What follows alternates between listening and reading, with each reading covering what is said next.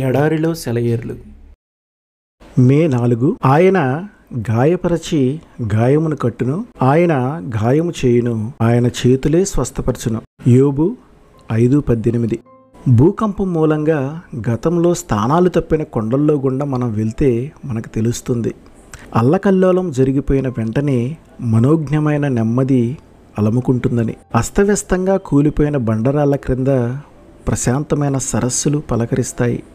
ఆ బండరాళ్ళ నీడల్లో నీటి తుంగ మొదలైన అనేక విధాలైన జలవల్లులు మొలకెత్తుతాయి. నాశనం జరిగిపోయిన తర్వాత బాధాకరమైన జ్ఞాపకాల సమాధుల మీద సరికొత్త రూపుదిద్దుకుంటుంది. దాని ఆలయ శిఖరం తెల్లగా, తుఫాను వెలిసిన మసక కాంతుల్లో దేవుని వైపుకి రక్షణ కోసం అరులు చాస్తున్నట్టు ఆకాశం వైపుకి చూస్తుంటుంది. భూమి పునాదులు ఆయన చేతిలో ఉన్నాయి. పర్వతాల గాంభీర్యం ఆయనదే. భూకంపం కల్పించి ఆయన భూమిని దున్నాడు. లోతుగా నెర్రలు చేసి గాయపరిచాడు. నిద్రపోయే మైదానాలు ఉలిక్కిపడ్డాయి. కొండలు బండలు ఎగిరెగిరిపడ్డాయి. పర్వతాలకు తెలుసు దైవరహస్యం, అనాదిగా మదిలో దాచుకున్న సత్యం. దేవుని శాంతి ఉంటుంది నిత్యం, అదే వాటి విశ్రాంతికి ఆధారం.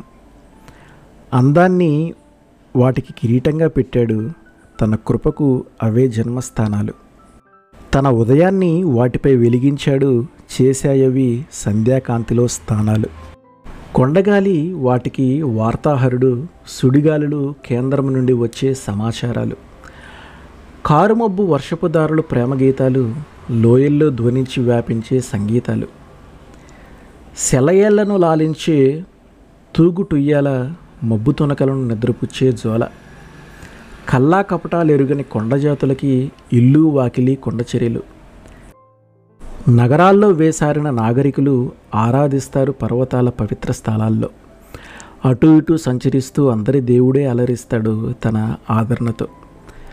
పర్వతాల ప్రశాంతతలోని రహస్యం వినండి. వాటి అణువణువులో నిండిన అందాన్ని కనండి. శ్రమలు విరుచుకుపడ్డప్పుడు, కష్టాలు ముంచుకొచ్చినప్పుడు దేవుడు తన పర్వతాలను తన నాగలతో దున్నుతున్నాడని, కృపా సమృద్ధి బీజాలను విత్తనున్నాడని. నిత్యమైన ఆయన శాంతిని తలచి తత్తరపాటును మానండి. ఆమెన్.